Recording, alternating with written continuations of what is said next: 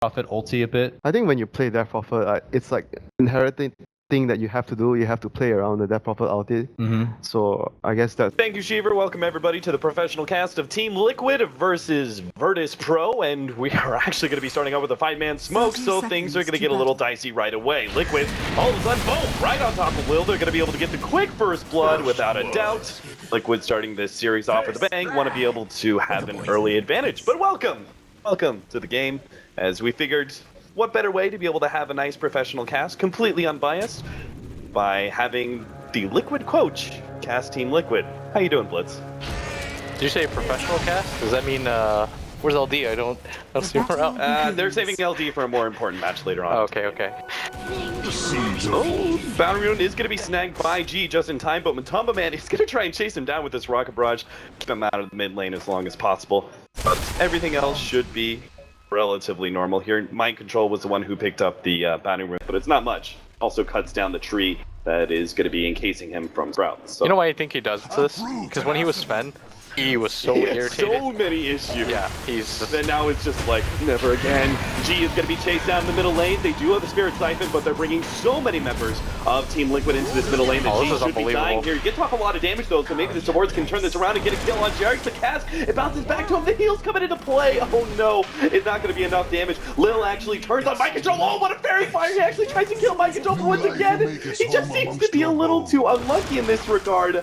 Unfortunately, the Oracle Purifying Flames was not enough to finish off either the Tusk nor the Nature's Prophet, despite that really strong Fairy Fire turnaround, and they both end up healing up and surviving. The early committal to the Nature's Prophet. But Virtus.pro, seeing that Team Liquid are focusing so much on mid, see an opportunity with both their supports back at base. They decide to smoke from there and head up to the top lane. Oh, this is going to be a really good game. Man. Oh, he's going to be right in front of that tower too. He drops the ultimate. They may not have enough damage to kill him quickly. No, they do. FNG is going to be able to survive through that blast, and Virtus.pro execute the perfect gank that they needed.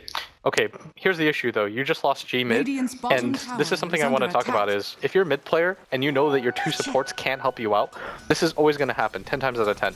You're going to get counter ganked, your mid's going to get counter ganked, so you just have to play safe. You play a little bit to the right, you hide yourself a little bit, because from Liquid now knows that they're two heroes, so they're going to think that DP is free. Still, a lot of control being gained right now by VP, and most importantly, this is not costing them anything, Cat. They're not losing they're not losing too much. They haven't used the Death Prophet ult or the Phoenix Egg, but it looks like they do want to contest for this mid tower.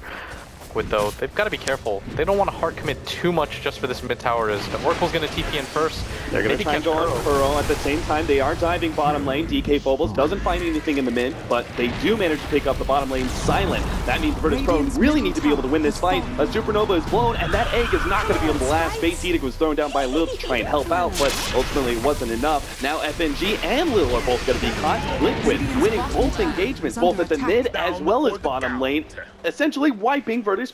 That is so huge, and that's just VP getting a little bit too greedy. G thinks to himself, okay, the rest of my team is going to be able to win this engagement. Liquid can't really respond to this, but now look what this leads to. You just lost your mid-tier 1 tower anyways. Now you're going to lose a bottom-tier 2 tower at 9 minutes into the game, and you lose all 5 heroes. This is going to open up the map so much for Liquid. I assume Roshan is the next objective as soon as with Toby. I'll let him just like go on these rants, and then I'll correct him at the end. But with you, I usually know. I was like, I'll let him figure this one out. Cap will figure out he's being an idiot. G is going to be caught in the bottom lane. Oracle is there, and they have the Spirit Siphon, so G is actually going to be able to heal up out of this one. Oh, maybe not. Wow, I actually thought that was going to be enough, but apparently not. Jarex is playing really dangerously in, but he's just going to TP out. 100% okay. Yeah, they really lack stuns on both sides of the table, which means that some of these teams can play rather aggressive and rely on TP outs. Everybody right now from VP, they want to defend this top tier 1. There's no way that they just want a solo Viper. Got no mobility to take this by himself, and weird structure-esque team fight abilities. Yeah, like exactly. Tombstone as well as the egg, and that you're able to pop flag cannon and target that while still dishing out damage to heroes. Good wraparound here from VP. They're going to be able to catch out Jarex immediately, and now Liquid, they're kind of trapped, but Matumba Man throws out that zoning ultimate. DK Bulba's trying to get in position here for an ultimate of some kind, throws it down now with the Death Ward on the side. Liquid, they're turning to fight. Supernova, they're trying to pop it as quick as possible, but G, it explodes, and G's ripping through them with the exorcism, and they're on top of everything. Liquid are still somehow surviving through some of this, but G is going to be healed right back up to full. He's underneath Mind control, and he's going to be able to take him out too.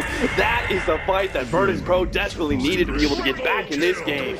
And that combination of the Oracle plus the Exorcism absolutely destroys Liquid. And that was so close by Liquid. If they're able to get the egg down, then it's pretty much just the DP that they have to crowd control up, and they can do that. DK Phobos, he's like holding his breath. He's just like, you know, stomping on the table. He's like, one more second. But even then, I mean, I think if the egg dies, I think Liquid still lose that fight, though. It would have just been the DP up against 3 that he was able to cast. He got it on Kuro, I believe, at the last second, stopping him from getting them one right click that they needed off. So, I guess in that regard, VP's lineup makes sense. Oracle plus the Phoenix plus the DP in some ways. I think my biggest question mark is the Stro Ranger, but I haven't really seen her be too active in fights yet. So is this going to be an early Scythe of Ice here for Mind Control? Maelstrom into Scythe? Yeah, I think so. He seems to be going quite the more mid to late game sustained right-clicking build.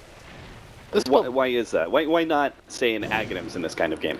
I don't think Aghanims is... Oh, hold on, I'm almost certain Kuro's dead here. Yeah, Kuro's going to be silenced up in Death Ward. That is one of the best abilities they have. The mech goes down. He's ticking slowly but surely, just staying ahead of the Shivas ever so barely. And Kuro will be able to get back. And now max TPs from... Oh god, the snowball! It actually hit all 3!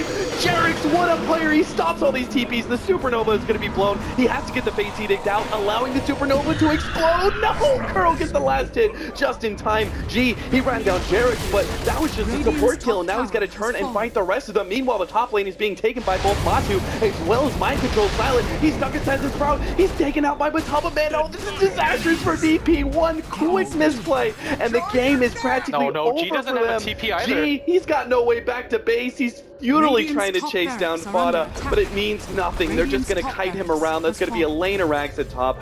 Matu's going to back up, and he's going to kill G. He's going to join in on this fight. How you doing? Man, I cannot believe that went so badly for Virtus.pro. They just miscoordinated so badly right there, Cap. Like, communication broke down there. They decided to go out there just like, okay, this Nature's Prophet is pressuring us, we've got to get back. But then they just start open TPing, and Jarek seizes the moment right there, catches them, like, half of their team with a snowball. Yeah, a 3-stun snowball. That was beauty. Yeah, Jarek's just saved the game for Liquid, because VP, even though it looked like they were down a pretty prodigious amount, it was all centered around the 2 supports.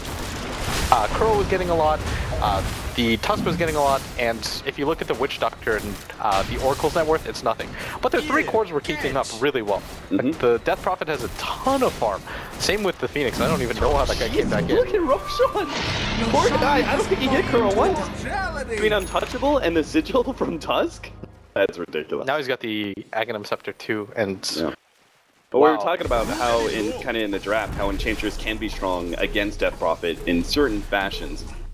Yes, you were susceptible to the Ghost perhaps taking you down the Enchantress and useless in that regard, but you also are a glass cannon style hero that can just lay single target damage into the DP, hopefully able to pop him and prevent that exorcism from doing damage. You've got to be so frustrated if you're VP in that situation right there, because they worked so hard to get back into this game. They had that dream fight. Oh, Silent. This is a bad pick off. The Scythe of Ice recently picked up by Mind Control. Joins forces with Jarix. Get a pick off on a hero that does not have buyback. Liquid just took the Aegis too. They're actually in a really great position. The rest of Liquid, they're swarming in. Matu actually wants to be able to come in from behind. He's going to be able to lead with the missile onto Lil, follows it up with the ultimate, trying to force out that ult of Oracle. He already used it though onto G, who's now going to turn and fight Fada as well as Mind Control, but they're just kiting him around. They're using the Sprout to make sure that G doesn't have any opportunity to chase down one hero. Nobody dies on the side of Liquid, as they shouldn't, as G's just going to get bursted down by 5, and it's another wipe to the favor of Liquid. Everybody from VP is going to fight back, but it's only the 2 heroes. 2 heroes that can actually buy back. I was going to say support just because I'm seeing Phoenix support, but the offlaner and the support, Matu, his Aegis there, but this is going to be the second lane of Rax. Drone Rangers just coming up in 5 seconds, but the DP's down for another 35. VP, they know they can't fight this one, so Liquid, hungry for revenge after losing the series earlier in the day. 2 VP starts out the series strong with a Game 1 win. They're going to be breathing a bit of a sigh of relief, but I think Liquid should be mixed feelings because yes, they won, but they that one fight really sloppy, and I think they're going to kill themselves. But VP. Let's not forget, Liquid also in the